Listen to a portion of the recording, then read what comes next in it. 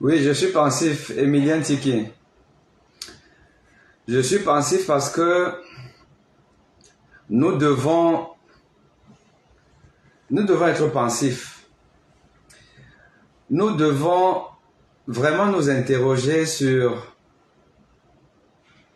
le sort de l'Afrique, le sort des Africains, l'avenir de l'Afrique. Ça doit nous préoccuper.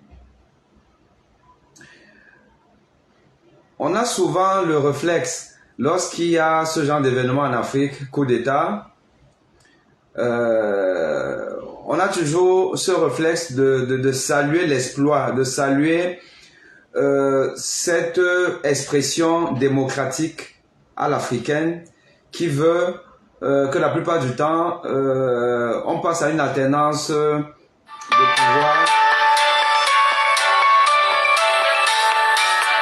Alors, pourquoi tu m'appelles alors que je suis en...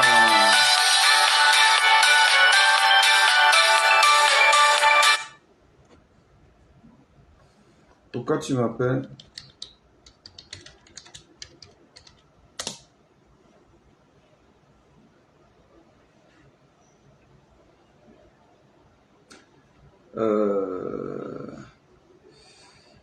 Excusez-moi, je vous reprends là. J'ai eu un appel important, mais je demande à personne de m'écrire.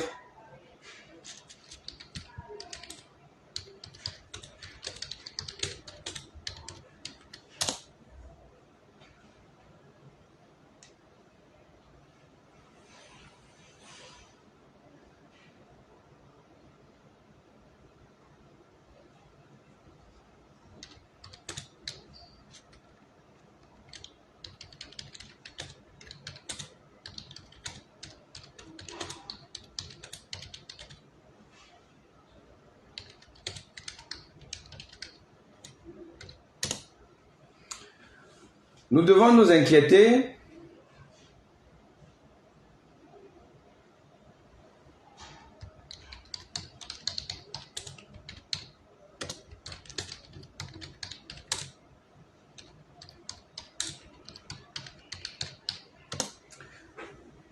inquiéter chaque fois qu'on a ce genre d'événement qui est une alternance démocratique entre guillemets quand même assez particulière et qui en soi fait le constat d'un échec cuisant. L'échec de l'incapacité des Africains à pouvoir s'autodéterminer. L'échec de l'incapacité des Africains à pouvoir s'autodéterminer. Et très honnêtement, ça doit nous faire de la peine. Ça doit nous faire de la peine. Quand je vois les panafricanistes et les vrais et les pseudos et ceux qui sont là pour faire juste du business, parce que vous avez des panafricanistes qui sont là, qui jouent aux nationalistes, mais qui prennent de l'argent auprès de ces dictateurs. Vous les voyez écumer les plateaux des télés qui ont pris pour ligne éditoriale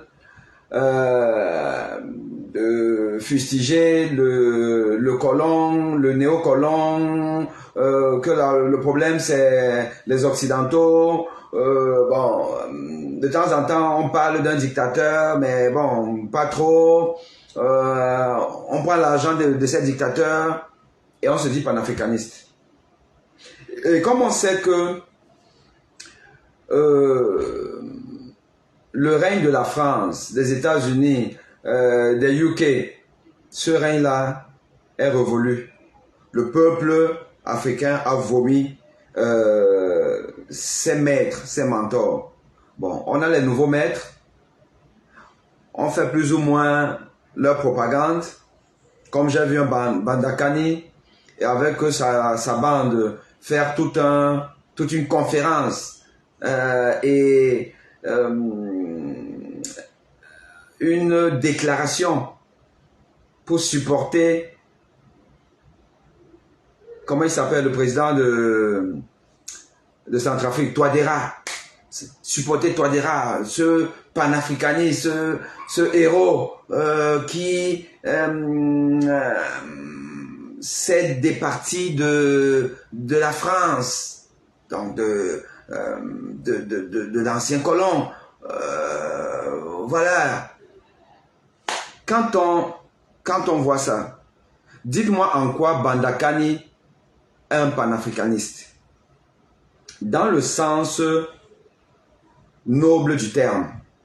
En quoi quelqu'un qui va supporter un président qui n'a que pour un seul objectif de se maintenir au pouvoir à tous les prix, en vendant même son pays aux mercenaires de Wagner. Parce que moi, j'ai ici en France, à ma consultation, des Centrafricains qui viennent me voir. J'ai cette chance, et en même temps, c'est une malchance, de voir beaucoup de gens venus d'Afrique pour se soigner en France. Et des gens, pas des moindres, des gens qui sont dans les arcanes du pouvoir de ces pays à gouvernance bananière. Et donc, j'ai des Centrafricains qui viennent ici, qui me racontent des atrocités qui se passent en Centrafrique, où Wagner de Prigojine a investi des zones interdites aux Centrafricains. Ils viennent dans des villages, comme ils sont dans un village, le village de Bokassa. Village de Bokassa. Ils ont pris une bonne partie de ce village-là. Ils ont construit des espaces avec des barrières qui montent jusqu'au ciel. Vous ne pouvez pas voir ce qui se passe à l'intérieur. Et ils ont voulu, là où Bokassa a été enterré, Bokassa c'était un dictateur, j'ai pas de problème avec ça, c'était un dictateur sanguinaire. Mais là où il a enterré sa tombe et tout, ils ont voulu justement construire à proximité, si ce n'est même envahir cet espace. La famille Bokassa s'est insurgée contre ça. La famille, les enfants, plus le village. L'affaire a été portée auprès de Touadéra. Parce que ces mercenaires russes, qui sont composés des Tchétchènes, des Ouzbeks, nous, quand on était en Russie, on les appelait les cheveux noirs. À la différence des Russes qui ont des cheveux bruns, des cheveux noirs. Des repris de justice, des gens, quand vous voyez même leur visage, vous sentez que ceux-ci-là, c'est des assassins. Sortis dans des prisons de l'ex-empire soviétique pour venir piller l'Afrique. Prendre en otage les Africains et leurs richesses. Prigojine, vous-même voyez qui est Prigojine? C'est un ancien prisonnier lui-même. Prigojine, c'est un ancien prisonnier. Voilà donc des gens qui obligent le gouvernement centrafricain à venir là-bas, rentrer dans une négociation. Et c'est la ministre peut-être de l'Intérieur, une dame de toutes les façons, qui avait été missionnée pour gérer le conflit. D'après mon patient, qui est un proche de la famille Bokassa, très proche, m'a dit que au cours de cette réunion où il fallait quand même décider, bon, qui fait quoi, vous occupez quoi, jusqu'où et tout, les gens se plaignaient et tout, les représentants de Prigojine s'adressaient à une ministre d'un pays soi-disant indépendant en Afrique, s'adressaient à elle comme si c'était un sous-homme, homme avec grand H, sans aucun respect, avec beaucoup de désinvolture et parfois même de menaces.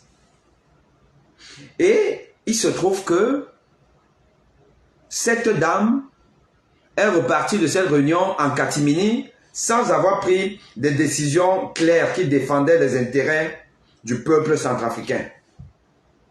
Et Wagner a continué à sévir. Là-bas, il y a des exactions. Vous êtes au courant de ça. Il y a des exactions, il y a des tueries. On tue pour tout et rien. Vous essayez d'avoir un regard assez pressant sur ce que ces bandits-là font en Centrafrique. Ils vous égouillent. Violent les femmes. C'est la nuit que les habitants de ce village-là voient les camions faire des allers-retours entre les carrières et leurs fameuses tentes, et des avions décollent de là pour partir, évidemment, ou pour partir en Russie. Voilà Touadéra. Voilà Touadéra. Président villageois d'un pays soi-disant indépendant, qui quand il vient au Cameroun, on bloque la circulation. On bloque la circulation quand Touadéra vient au Cameroun. Comme dernièrement, les gens étaient bloqués même sur l'axe lourd.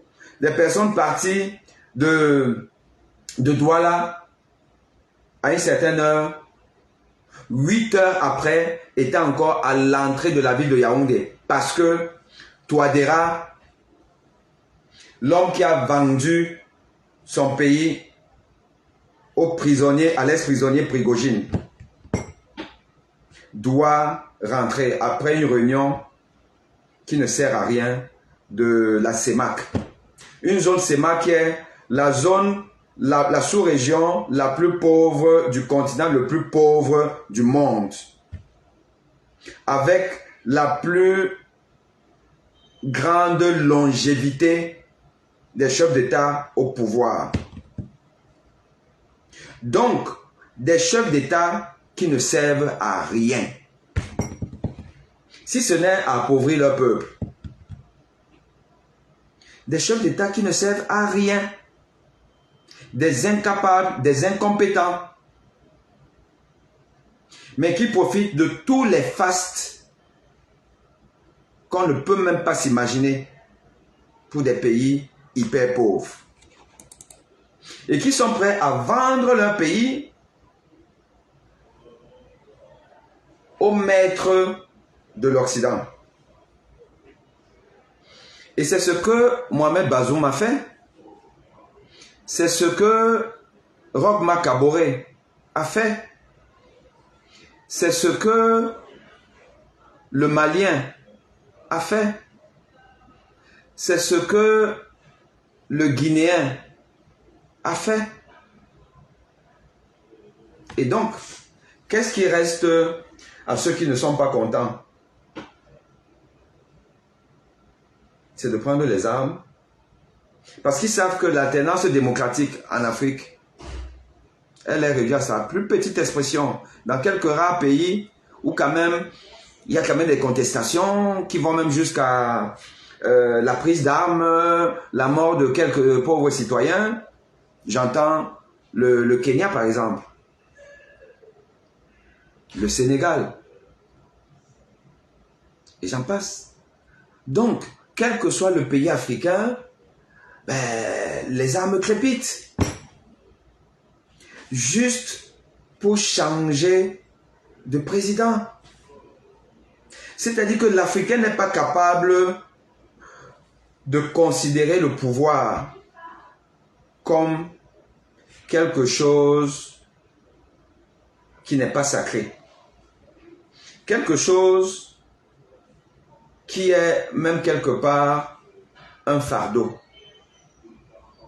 dont il faut se débarrasser le plus rapidement possible après avoir accompli son terme. Mais il faut changer les constitutions, il faut machin truc. Pourquoi? Parce que il n'y a que du faste, il n'y a que de la richesse, de l'opulence, du pouvoir. Il n'y a que ça. Vous dépouillez les pouvoirs des républiques de tous ces avantages. personne ne voudra plus être président. Mais avec ces fastes-là, on veut s'accrocher, on veut rester. Et c'est ça, donc, le pouvoir en Afrique. Donc, in fine, les gens ne sont pas contents. Les militaires qui ont quand même plus de facilité à renverser l'ordre établi, ben, font le boulot. Mais c'est un échec. C'est la preuve d'un échec. C'est la preuve de ce que ces nouveaux blancs d'Afrique, comme l'a dit, je crois que c'est Bruno Canteloup ou un truc comme ça là, de Mediapart, en parlant du pouvoir au Cameroun, où les blancs ont été remplacés par des noirs, mais qui ont les mêmes comportements que les blancs qui étaient là. Et c'est même encore plus méchant, puisque vous opprimez vos frères.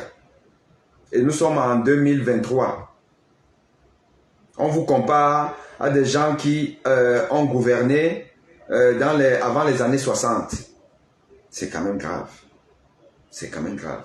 Et ça se répète partout. Ça se répète partout. Vous allez voir. Et ces gens sont tellement inconscients parce qu'ils sont hors sol. Ils sont dans un autre monde. Vous lisez par exemple le communiqué de Bazoum. Le président de la République et sa famille se portent bien. L'armée et la garde nationale sont prêtes à attaquer les éléments de la GP, veut dire garde présidentielle, impliqués dans ce mouvement d'humeur s'ils ne reviennent pas à de meilleurs sentiments. Quand vous voyez un monsieur écrit comme ça là, vous comprenez qu'il n'a même rien compris. Il n'a rien compris. Ce Mohamed, c'est Mohamed qui s'appelle Bazoum, bon villageois qu'il est, il n'a même pas compris. Il n'a pas compris que sa place n'est pas là.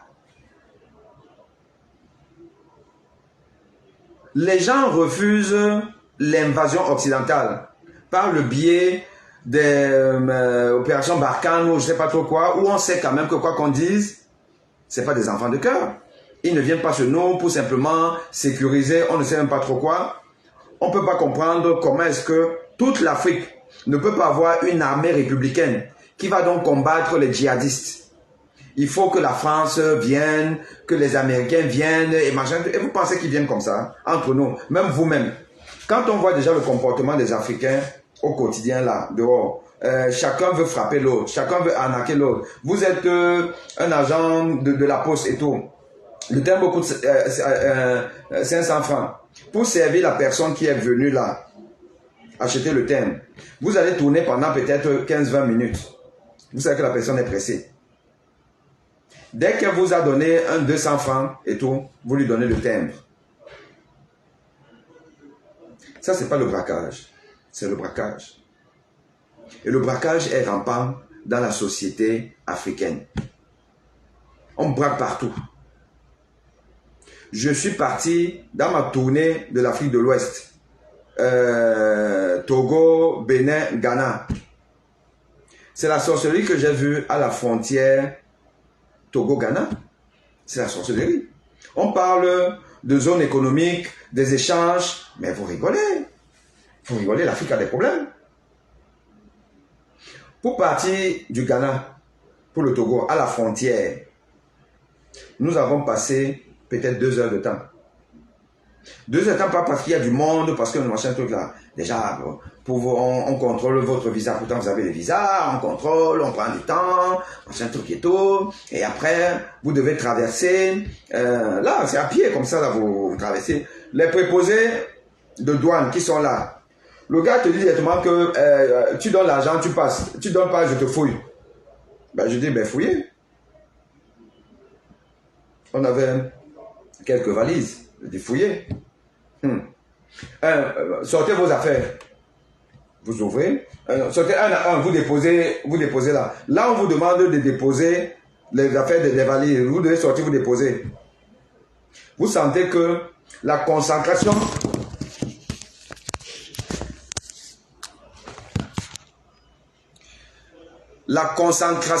de microbes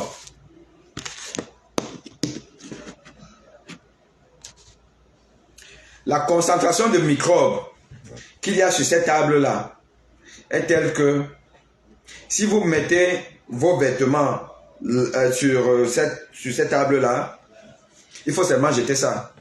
Ou alors, il faudra acheter, je ne sais pas trop, quel antibiotique pour laver vos vêtements avec et tuer tous ces microbes. Et donc, vous vous opposez, vous gueulez, on dit, ben écoutez, on ne vous regarde même plus. Parce que le gars veut l'argent. C'est-à-dire un braquage à ciel ouvert, décomplexé.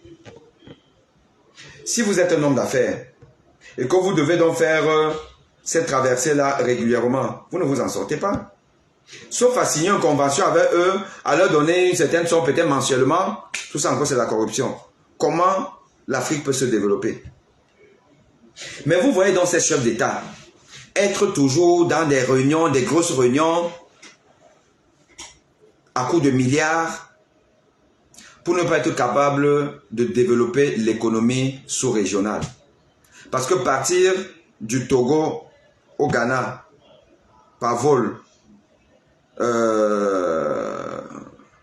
la compagnie togolaise là, j'oublie un peu le nom, vous dépensez une somme qui est quasiment, qui pourrait être équivalente à partir du Togo pour Paris. Vol de peut-être 30 minutes. La somme que vous avez dépassée, bon, mais c'est pas, mais au moins, ce sera au minimum la moitié du prix du billet Paris, ou bien Togo, Lomé, Paris. Lomé, Paris, c'est 6h, 6h30, on va dire comme ça là. Allez, 7h, disons 6h30. Lomé, Accra, 30 minutes.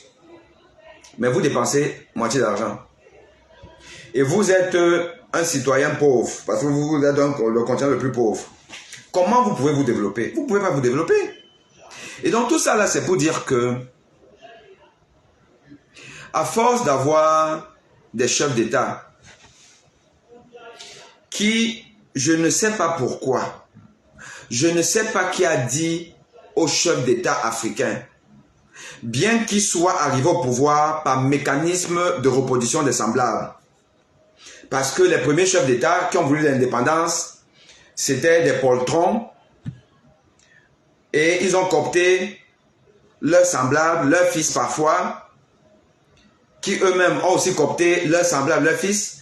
Mais l'évolution naturelle et la mutation, comme dans la santé, il y a ce qu'on appelle la mutation des gènes pour reproduire d'autres espèces parfois un peu différentes. Mais même cette sélection naturelle n'a pas aidé l'Afrique pour que de temps en temps émergent des hommes d'État qui finissent par trahir leur maître, leur protecteur, leur parrain et essayer de gouverner autrement pour avoir finalement une masse critique d'hommes d'État vertueux qui va obliger les militaires de rester dans les casernes. Les militaires sortent des casernes parce que les civils dirigent mal. Ça, il faut le dire. Mais est-ce même la solution? Non. Parce que quand on voit le constat, vous prenez même ce Niger. Le Niger est à son 3e ou 4e coup d'État depuis son indépendance. C'est quand même un certain record. Coup d'État, donc fait par des militaires, parce que c'est les militaires qui font le coup d'État. Mais qu'est-ce qu'ils ont apporté? Qu'est-ce qu'ils ont apporté? Puisque le Niger demeure l'un des pays les plus pauvres du monde. L'un des pays les plus... C'est que si on compte 10 pays les plus pauvres au monde, ben, le Niger doit être parmi. Mais pourtant, il y a eu des coups d'État. Ce qui veut dire qu'en soi, le coup d'État n'est pas la panacée, n'est pas forcément une solution. Ça montre simplement que les Africains n'ont pas su capitaliser leur indépendance. Les Africains ne sont pas rentrés dans l'histoire civilisationnelle du monde. Je suis désolé pour les pseudo-panafricanistes, Nicolas Sarkozy avait raison. Nicolas Sarkozy avait raison de dire que l'Africain se contente de traverser les saisons et même les jours, le jour se lève, il finit par arriver à son terme et la nuit prend le relais et on se réveille le lendemain avec les mêmes gestes. Au village, on va à la rigole, au marigot, on va à la chasse, on va à la pêche, on revient, on donne le gibier, le butin à madame qui prépare. On appelle les amis, on mange, on rigole, on boit du vin de palme. La nuit arrive, on dort, on se lève le lendemain et rebelote. C'est ça la vie au village. La vie dans ce qu'on appelle les villes africaines, ce n'est fait que de stress, d'embouteillage, de délestage, manque d'électricité, manque d'eau. Voilà, on se plaint, on est frappé, faut surtout pas se plaindre, on continue, les embouteillages, parce que des dictateurs comme Touadéra sont là, voilà. La mère qui vend au bord de la route son petit plantain ou je sais pas trop quoi pour gagner 500 francs CFA par jour, c'est-à-dire moins d'1 € pour nourrir ses 3 enfants. Oh là là, comment avec moins d'1 € on peut nourrir 3 enfants? Ben oui, par miracle, parce qu'au Cameroun, heureusement, Dieu n'a pas abandonné ce peuple soumis à toutes les atrocités du monde. Par miracle, il y en a qui survivent. Et ça recommence. Et il ne faut pas se plaindre. Jusqu'au jour où des nerveux militaires disent que bon, on siffle la fin de la récréation. Et le peuple apeuré, peureux, qui ne sait plus à quel saint se vouer, si ce n'est à un Dieu qui lui-même a abandonné l'Afrique. En disant, on va faire comment? Je veux voir mes enfants grandir. Quels enfants? Quels enfants vont grandir? Avec 1 €, moins d'1 € par mois, par jour, l'enfant ne va pas grandir. Ou du moins, il va grandir dans des conditions où il n'aura aucun niveau de discernement, aucun niveau d'éducation. Il ne saura pas faire le distinguo entre le bien et le mal. Il va penser que le football, c'est le Graal en termes d'accomplissement social. Ils ne peuvent parler de football que les savants spécialisés dans le football. Où le football devient le débat public numéro 1. Pendant que les députés, les gouvernants pillent les peuples. Le jour où vous vous réveillez, il est déjà tard. Dans certains pays, alors, les militaires disent que non. Mais pour quel résultat? Pour quel résultat? Quel est le pays africain qui s'est sérieusement développé grâce au coup d'État? Quel pays africain? Je veux qu'on me cite. Il y a certainement des exceptions qui confirment une règle, mais je veux savoir. Nous n'avons donc que ce que nous méritons.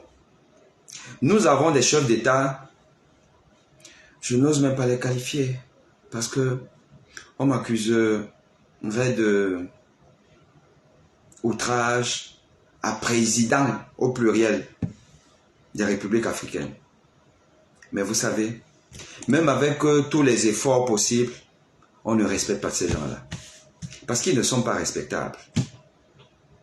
Souvenez-vous, lors de la conférence de Paris sur le nouvel ordre financier du monde, chefs d'État invités par Emmanuel Macron, parmi lesquels beaucoup de chefs d'État africains. Ruto, le président du Kenya, au pouvoir depuis 2022, donc l'année dernière, qui a été longtemps vice-président. Donc, il connaît les arcanes du pouvoir, qui a été certainement à plusieurs rencontres internationales, parmi lesquelles ces faux sommets Afrique, partie occidentale, Afrique-Turquie, Afrique-France ou France-Afrique, comme vous voulez, USA-Afrique, Russie-Afrique, Chine-Afrique.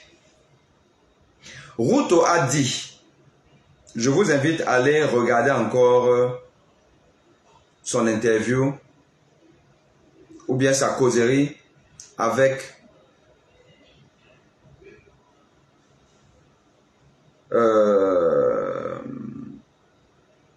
le magnat mécène, très homme engagé, d'origine soudanaise, j'oublie son nom, Mo Ibrahim. Mo Ibrahim. Allez regarder ça. C'est triste à voir.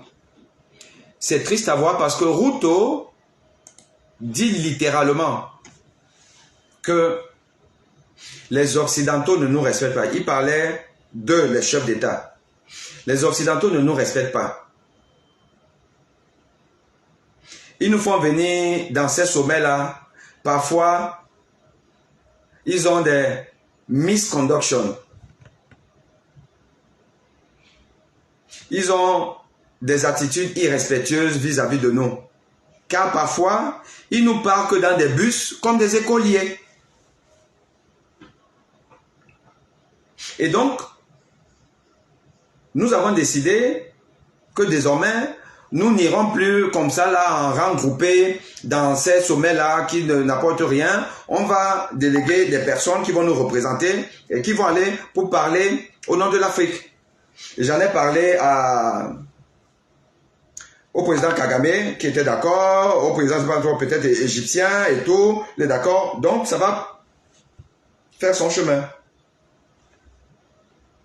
Déjà, nous sommes tristes d'apprendre ça. D'apprendre que depuis les indépendances, nous avons des chefs d'État qui savent seulement bomber le torse quand ils sont en Afrique, à nous opprimer. Mais qu'au fond, c'est des vauriens. C'est des gens qui n'ont aucune personnalité, aucun ego, qui se font malmener comme des écoliers par leurs homologues occidentaux. Quelle honte. Si on est africain, on doit avoir honte d'apprendre ça. Et de l'autre côté, on se dit, bon, l'espoir vient de ce nouveau Sankara et d'autres. Et on connaît un peu le leadership de Kagame. Et que finalement, in fine, s'ils se sont réveillés, tant mieux. Est-ce que vous savez que là, actuellement, il y a le sommet Russie-Afrique. Ils sont au moins 17 chefs d'État là-bas. Plus d'autres pays qui ont envoyé quand même leurs délégués dans une délégation. Donc ils sont au total 54. Moi je n'ai rien contre la Russie. La Russie, comme vous savez, c'est peut-être ma troisième patrie. Après le Cameroun, la France, la Russie, parce que j'ai quand même passé, je ne sais plus combien, je crois 8 ou 9 ans en Russie. Donc c'est-à-dire qu'une bonne partie de ma formation, je la dois aux Russes. Et c'est un peuple que j'aime. Mais, soyons pragmatiques, je suis africain. Je dois défendre les intérêts de l'Afrique. Et que ces sommets-là me posent un problème. Pas sur le fond particulièrement, déjà sur la forme, parce que la forme est importante dans la vie. Pourquoi les Africains ne cessent pas de se considérer comme des sous-hommes? Ça veut dire quoi de se lever des chefs d'État? Vous êtes nombreux là comme des écoliers. Vous partez rencontrer vos maîtres. Et on vous parle que dans des bus. C'est pas moi qui ai dit. C'est le président Kenyan qui a dit ça. On les met dans des bus. Comme des étudiants, comme des écoliers. Et on les reçoit là, ensemble. Voilà, voilà. Bon, toi, qu'est-ce que tu as dit? Bon, toi, tu as dit quoi? Bon, non, toi, tu as beaucoup parlé. Bon, maintenant, toi, prends la parole, machin, tout ça. C'est ça l'Afrique. Et avec ça, vous voulez que l'Afrique émerge un jour, on ne peut pas. Je suis désolé. Là, nous sommes à plus de 60 ans d'indépendance. On en a encore fait des coups d'État au Niger, au Burkina, au Mali et tout ça. Et je parie une chose. Dans 10 ans, ces pays-là n'auront pas réellement bougé. Tant que nous ne repensons pas la gouvernance générale, l'éducation, à partir de zéro. C'est que tout recommencer. Faire des états généraux de la pensée africaine. Qu'est-ce que nous voulons pour nous-mêmes et pour nos enfants? Parce que le mal est profond. Et aucun pays ne peut se développer sans une élite intellectuelle dynamique. Aucun pays ne peut se développer sans une élite intellectuelle dynamique. Est-ce que l'élite intellectuelle africaine est dynamique?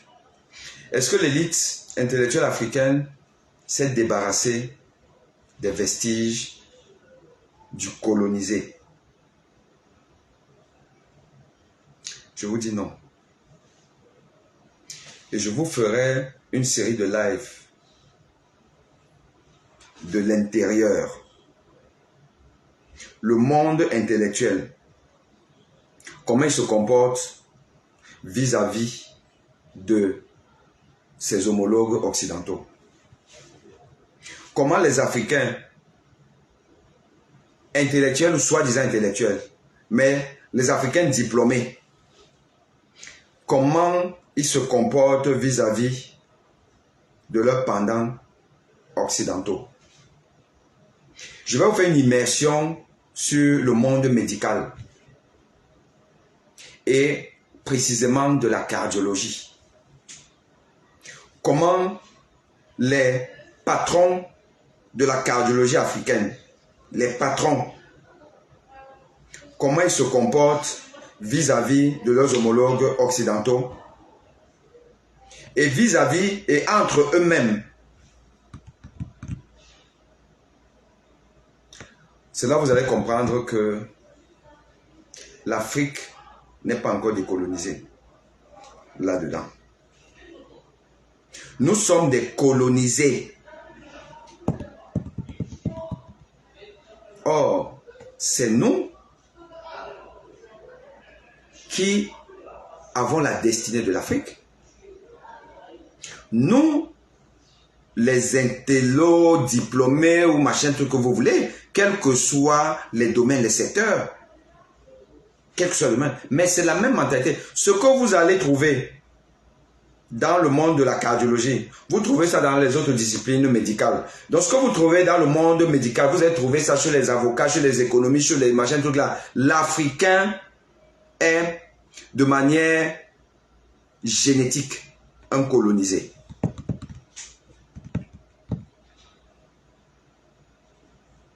L'Africain est un colonisé. Et les Occidentaux le savent. Et de temps en temps, il y a donc, comme tout dans la vie, parce que tout s'explique, il n'y a pas de règle sans exception. Il y a la sélection naturelle. Donc vous avez des affranchis, des gens qui sont programmés pour être des têtus, pour être des gens qui vont se battre contre le colon. Mais le problème, c'est que ces gens-là ont deux colons. Ils ont le colon original et le colon cloné. C'est-à-dire que l'autre, l'Africain, qui est le nouveau blanc, qui est même encore plus violent, il faut se battre contre lui et se battre contre le vrai colon. double combat. Et nous ne sommes pas nombreux. Et nous n'allons jamais avoir, dans ces conditions, les commandes de cette Afrique, tant que les peuples sont eux-mêmes des colonisés. Parce que le peuple africain est le problème de l'Afrique. Le peuple africain est le problème de l'Afrique. C'est pas compliqué, hein? Voilà. Vous voyez là au Niger maintenant, quand le peuple a vu que vraiment il y a eu, que les carottes sont cuites. C'est là on voit quelques poches de gens qui sortent pour dire que bah ouais, machin, truc et tout. Alors que même cette armée-là a besoin du peuple dès que il y a le coup d'État prend corps. Et que parfois même, et c'est ce qui serait mieux, que c'est le peuple qui fasse le coup d'État en disant que bon, on ne peut plus. Et il y a beaucoup de pays africains, là, beaucoup de pays africains où il devrait déjà avoir des coups d'État démocratiques par le peuple. Et ce serait l'idéal. Parce qu'aucun dictateur ne va tuer toute sa population.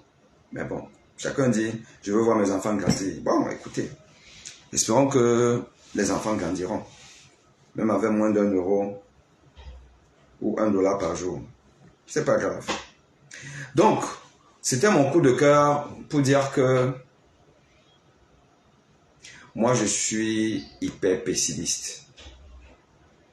Parce que là, vous allez voir les réactions. Bah oui, c'est bon, l'Afrique qui gagne, la France dehors, machin truc dehors. Ben, on sait comment ça se passe. L'Africain ne sait pas être indépendant. L'Africain a toujours besoin d'un maître. Donc ces militaires-là, qui ont pris le pouvoir, qui vont effectivement, parce que Bazoum défendait les intérêts de la France, ok, ils vont absolument besoin, s'ils n'ont même pas déjà trouvé un autre maître. Les Maliens ont trouvé Prigogine de Wagner, comme Touadéra. Or, nous savons ce que Wagner fait en Afrique et fait en général. Nous savons. C'est ça le problème. L'Union africaine fait quoi? L'Union africaine ne pouvait pas avoir une force d'interposition solide qui vienne mettre dans de l'autre. Si c'est qu'un État a besoin d'une puissance qui va venir former ses militaires, les entraîner, leur apprendre comment lutter contre les terroristes, les djihadistes et tout. L'Afrique tout entière ne peut pas le faire. C'est la petite France qui doit venir au Mali, puis maintenant au Niger. Soyons sérieux. Donc, vous félicitez de ça. Moi, pas vraiment. Pas vraiment.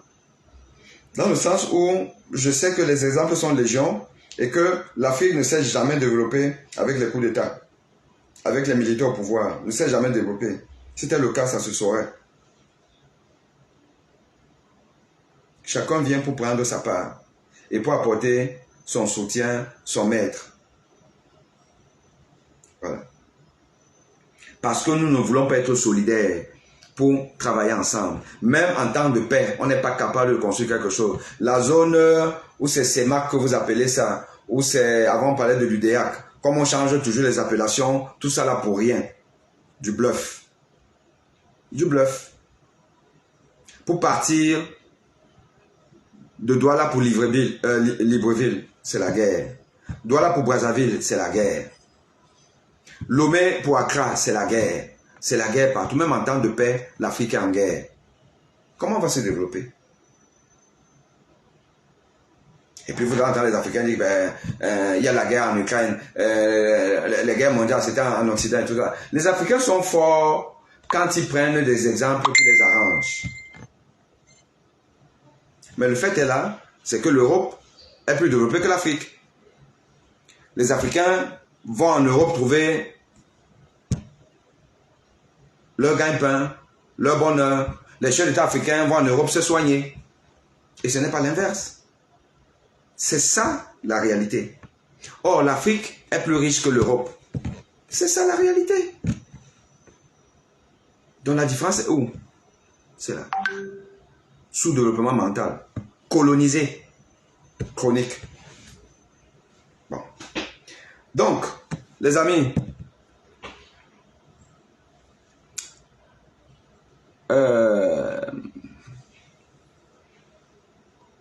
je vous dis à bientôt.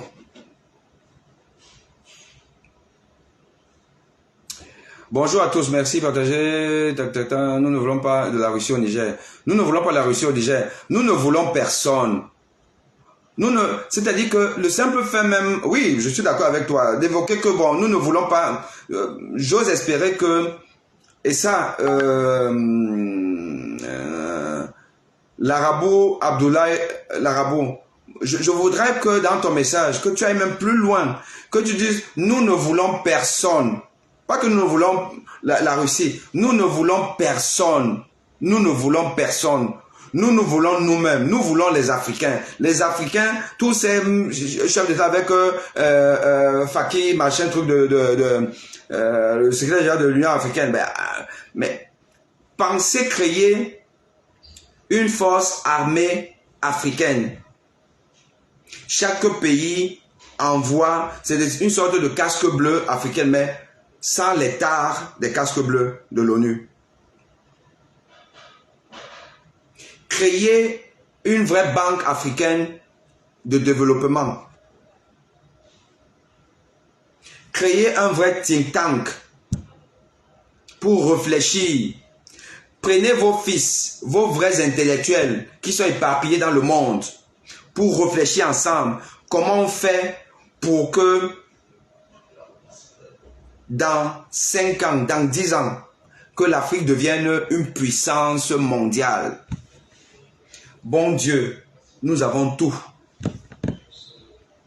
Nous avons les ressources humaines à travers le monde, dans tous les domaines. Nous avons de l'argent. Les chefs d'État cessent de voler l'argent. Sassou Nguesso, il remet l'argent qu'il a tout volé là.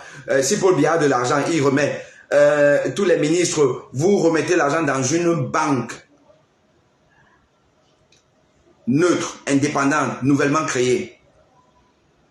On renfloue les caisses. On réfléchit en termes de recherche et de développement.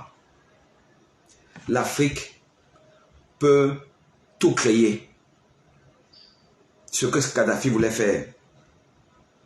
Vous voulez un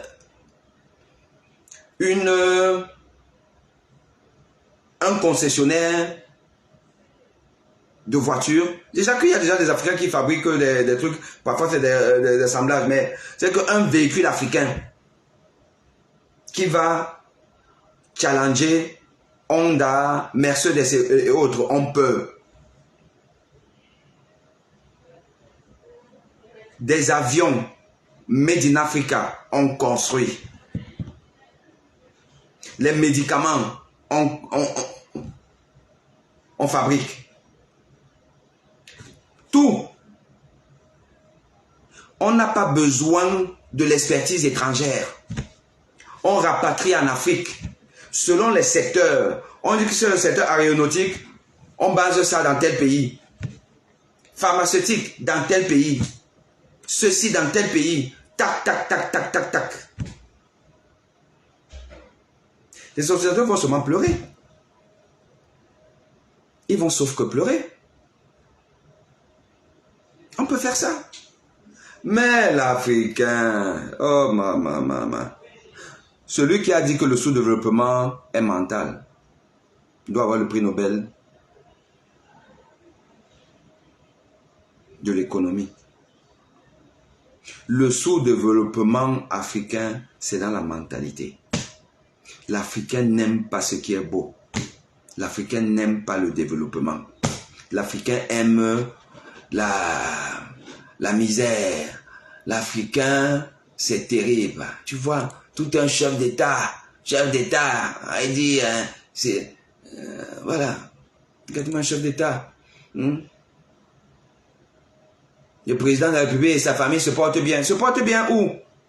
Les gars sont prisonniers. Même pour aller faire pipi, Bazoum est obligé de demander la permission. Or, il avait vu ce qui était arrivé c'est Condé, je pense, non? À Condé de Guinée. Le gars dit qu'il change la constitution. Parce qu'ils vivent dans un autre monde. Change la constitution. On le prend comme un petit margouillard. Puis maintenant, on dit que non, je suis un peu malade. Je dois me faire soigner en Turquie. Donc voilà un chef d'État. Il veut modifier la constitution pour se représenter une troisième fois. Il n'a pas eu le temps de construire dans son pays un hôpital équivalent à l'hôpital où il va aller dormir en Turquie. Ce n'est pas la malchance, ça. Ce n'est pas la malchance. Les Sassou Nguesso, les Paul Biya, ils vont se soigner en Occident. Mais moi, je ne sais même pas. C'est-à-dire que je m'imagine, moi, je suis chef d'État, mais même ma fierté de Sawa, ma fierté de Sawa, ne m'aurait pas autorisé à avoir des réflexes de coloniser. Allez me soigner à... je ne sais pas trop. Et vous voyez ces gens-là, quand ils viennent ici là pour se soigner, là, parfois ils tombent même sur qui? Ils tombent sur leurs frères noirs qu'ils ont martyrisés en Afrique. Jusqu'à les gars, comme ils ont quand même la compétence, ils sont venus travailler chez les Blancs. Le nombre d'hommes d'État, de ministres, de beaucoup de pays africains que moi j'ai déjà soignés. Dans mon parcours hospitalier en France. Hôpital Georges Pompidou, hôpital Pitié-Salpêtrière.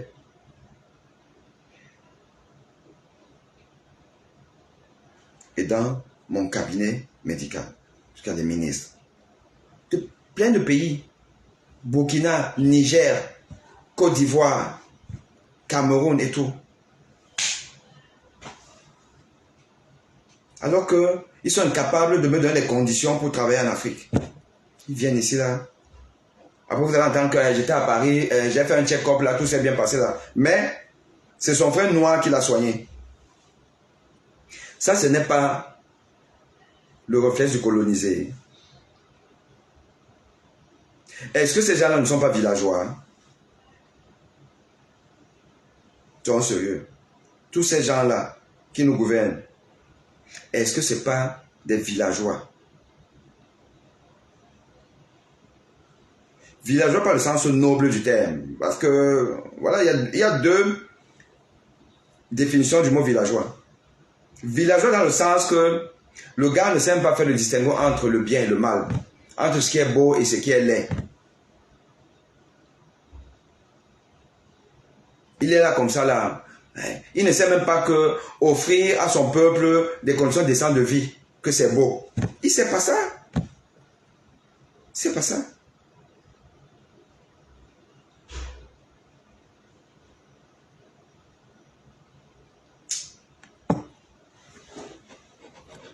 Donc, nous ne voulons personne.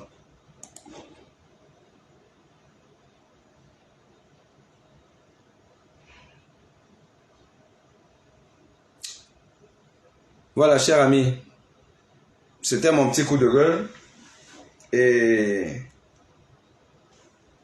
je vous dis à bientôt. Ciao.